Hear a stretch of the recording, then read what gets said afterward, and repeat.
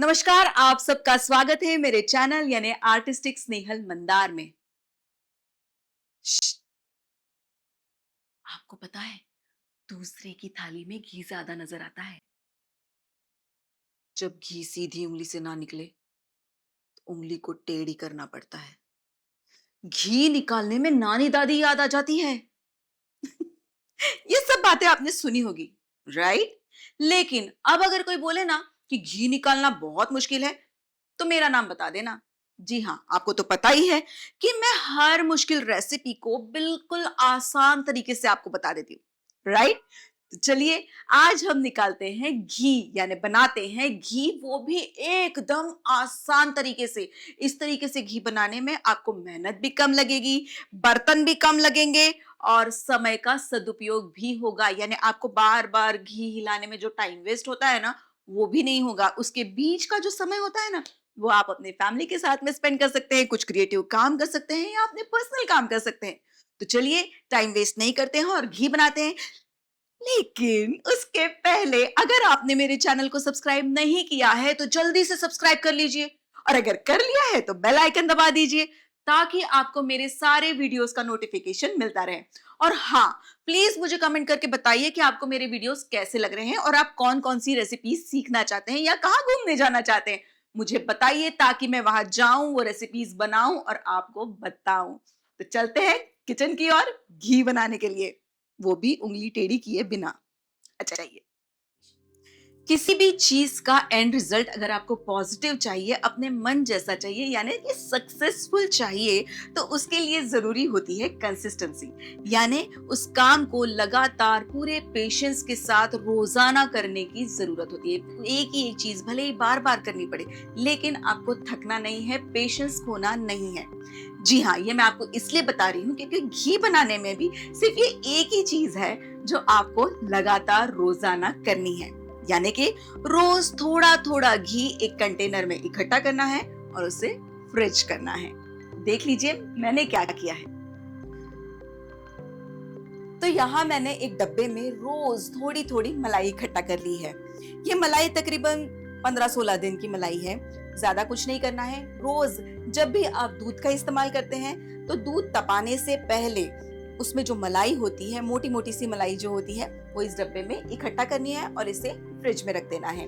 Freezer में भी रखने की जरूरत नहीं है, ये डायरेक्ट फ्रिज में रख दीजिए, ये सेट हो जाएगी। आज जब मुझे घी बनाना था तो मैंने इस डब्बे को बाहर निकाला और तकरीबन 3 से 4 घंटे इसे बाहर ही रहने दिया ताकि ये जो मलाई है ये रूम टेम्परेचर पर आ जाए।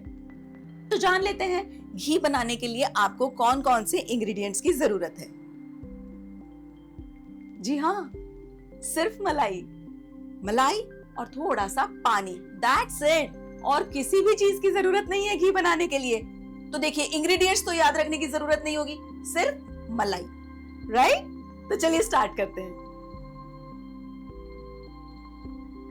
तो सबसे पहले मैं ये मलाई इस पैन में निकाल लेती हूँ। बिल्कुल भी ज्यादा बर्तन करने की जरूरत नहीं है। हम इसी एक पैन में मक्खन भी बना लेंगे और घी भी बना लेंगे। ओके, सो मेरे पास थोड़ा और मलाई इकट्ठा हो गई है, वो भी मैं इसमें ऐड कर देती हूँ। तो जब भी मैं आपके लिए ट्रैवल व्लॉगिंग कर रही होती हूँ ना, तब मैं घर से बाहर होती हूँ और हमारे घर में घी नहीं निकलता है। इस वजह से ऐसे 2-2 डब्बे मलाई इकट्ठा हो जाती है।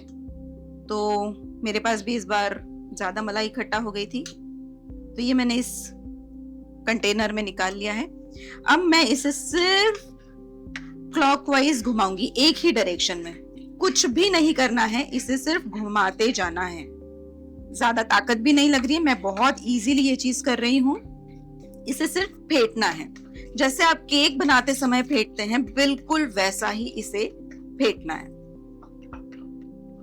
धीरे धीरे ये जो मलाई है इसमें से पानी निकलने लगेगा, तब तक इसे आपको फेंटना है।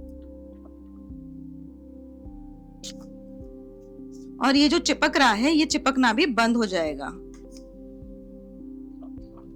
ये देखिए अब इसमें हल्का हल्का साइड से पानी निकलने लगा है। ये देखिए यहाँ आपको हल्का हल्का पानी दिखाई देगा। इसका मतलब है कि ये मक्खन काफी हद तक बन गया है इसे अब हम साफ करने के लिए और इसमें जो एक एक्स्ट्रा टेस्ट आने लगता है, हल्का सा कड़वापन या खट्टापन, वो सब निकालने के लिए हम इसमें डालेंगे थोड़ा पानी। कोई मेजरमेंट नहीं है, अंदाज से आपको पानी डालना है ताकि ये अच्छे से इसमें आप चम्मच चला सके। ये देखिए, इसे अच्छे से चलाना है। तो जो मक्खन है ये ऐसे हल्का हल्का साइड में होने लगता है, आपको समझ में आने लगेगा। ये देखिए छूट रहा है, चिपक नहीं रहा है। इसका मतलब मक्खन तो अच्छे से निकल चुका है। अब हम इसे सिर्फ वॉश कर रहे हैं ताकि प्योर मक्खन हमारे पास में रहे। सिर्फ चलाते जाना है। तो अब ये छूटने लगा है, इसको मैं एक साइड में ले लेती हूँ और इस पूरे मक्खन में से ये पानी जो है, एक्स्ट्रा पानी जो है, ये निकाल दूंगी। तो इस वक्त जब आप पानी निकालेंगे ना, ये थोड़ा सा थिक पानी रहेगा, इसमें थोड़ा मक्खन भी रहेगा, लेकिन वो जाने दीजिए, वो उससे घी नहीं निकलने वाला है, उसकी सिर्फ बेरी बनती है। तो ये सारा मक्खन मैंने साइड में कर लिया है और पानी अलग दिख रहा होगा आपको यहाँ पे। ये देखिए, बड़ी ही आसानी से ये पानी पूरा निकल जाएगा। आप चाहे तो इसकी कढ़ी भी बना सकते हैं, ये बहुत ही पौष्टिक होता है। एंड पहले तो बटर मिल्क इसे ही कहा जाता था, क्योंकि एक्चुअली ये बटर में से निकल रहा है। तो इसकी आप बना सकते हैं कढ़ी, या इसका पनीर भी बना सकते हैं। ये जो पानी है इसका पनीर भी बना सकते हैं। अभी हम इसे अलग साइड में रख देते हैं और घी के ऊपर फोकस करते हैं। ये जो मक्खन है इसे हम एक बार और वॉश करेंगे सिंपल पानी के साथ में। इसमें और थोड़ा सा पानी ऐड कर रही हूँ। इससे पहले जो पानी हमने निकाला था वो थोड़ा सा थिक था और ट्रांसपेरेंट नहीं था। अब जब हम इसमें ये घुमा रहे हैं तो पानी जो है थोड़ा ट्रांसपेरेंट रहेगा और थिकनेस भी पानी का कम रहेगा। इसका ये मतलब होता है कि अच्छे से मक्खन धुल गया है। आप समझ सकते हैं, ये देखिए पानी की जो थिकनेस है और कलर है वो चेंज हो गया है। अब वो उतना ज्यादा थिक नहीं है, पानी ट्रांसपेरेंट है काफी हद तक। तो इसको अच्छे से घुमा घुमा के प्रॉपर पूरा मक्खन धो लेंगे। अगेन पूरा मक्खन साइड में ले लेंगे। इस मक्खन को आप एज अ मक्खन भी यूज कर सकते हैं या फिर इसी का घी भी बनाएंगे। अगर आपको मक्खन खाना है तो हमारा मक्खन रेडी है। पानी हम निकाल लेते हैं। ओके, तो अब ये मेरे पास इकट्ठा हो गया है प्योर मक्खन। देख लीजिए, इसकी थिकनेस प्रॉपर है।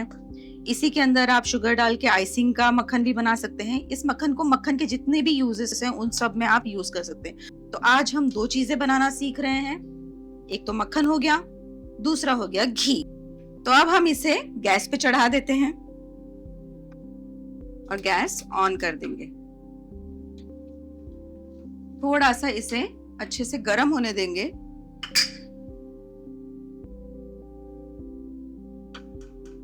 देखिए अब ये पूरा चिपक रहा है, मतलब ये मक्खन प्रॉपर बना हुआ है। धीरे धीरे ये पूरा मेल्ट हो जाएगा। धीरे धीरे हमारा पूरा मक्खन मेल्ट होने लगेगा। सी ये देखिए साइड से ये मेल्ट होने लगा है।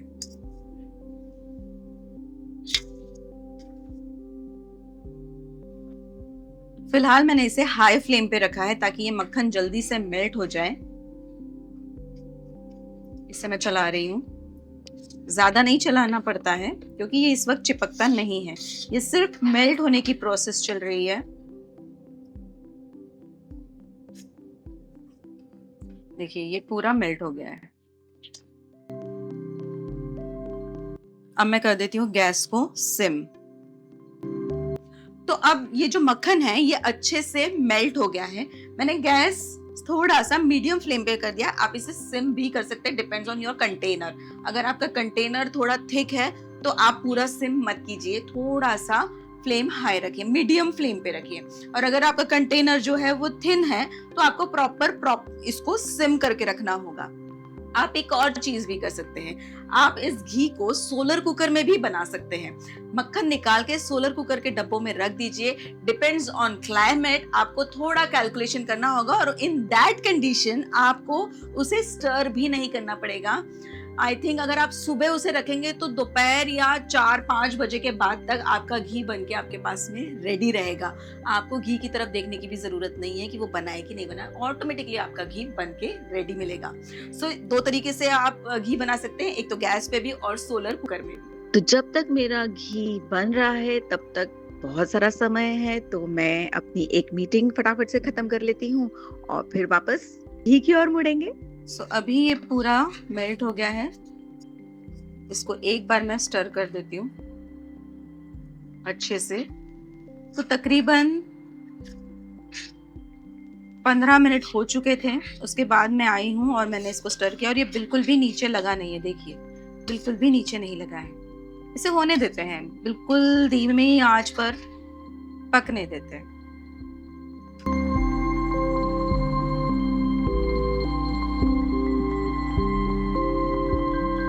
वैसे तो घी के बहुत सारे फायदे होते हैं और आप मेरे ऑडियंस बहुत समझदार है, आपको तो पता ही है कि घी के कितने फायदे होते हैं, लेकिन फिर भी जिन्हें नहीं पता है उनके लिए मैं 2-3 फायदे बता देती हूँ कि इसमें ओमेगा 3 फैटी एसिड होता है जो हमारी हेल्थ के लिए और हमें यंग दिखने के लिए बहुत जरूरी होता है।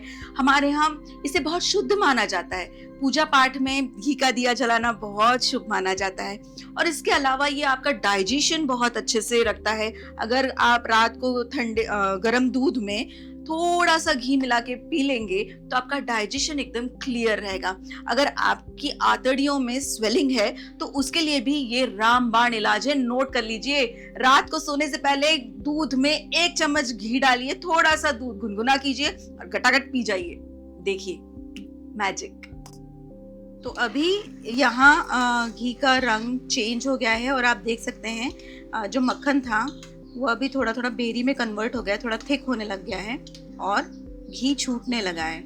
बस एक 5 मिनट और, अभी मैंने फ्लेम को हाई कर दिया है, इस हाई फ्लेम पे ही इसे थोड़ा सा हिलाऊंगी। इस वक्त अब ये चिपक सकता है, तो अभी के जो 5 मिनट है ना, आपको इसके ऊपर फोकस करना पड़ेगा ताकि ये चिपके नहीं और हमारा घी जले नहीं।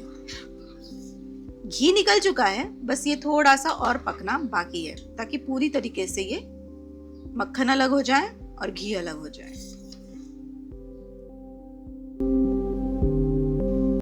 इस वक्त मैं अब गैस बंद कर रही हूँ। घी बन गया है, अब हम इसे अच्छे से डब्बे में छान लेंगे। तो अब मैं इसे इस वक्त छान लूंगी। इमीडिएटली अगर ये घी नहीं छाना तो जो बेरी है वो ब्राउन शेड में कन्वर्ट हो जाएगी और घी का कलर भी चेंज हो जाएगा, इसलिए इसे इमीडिएटली हम निकालेंगे।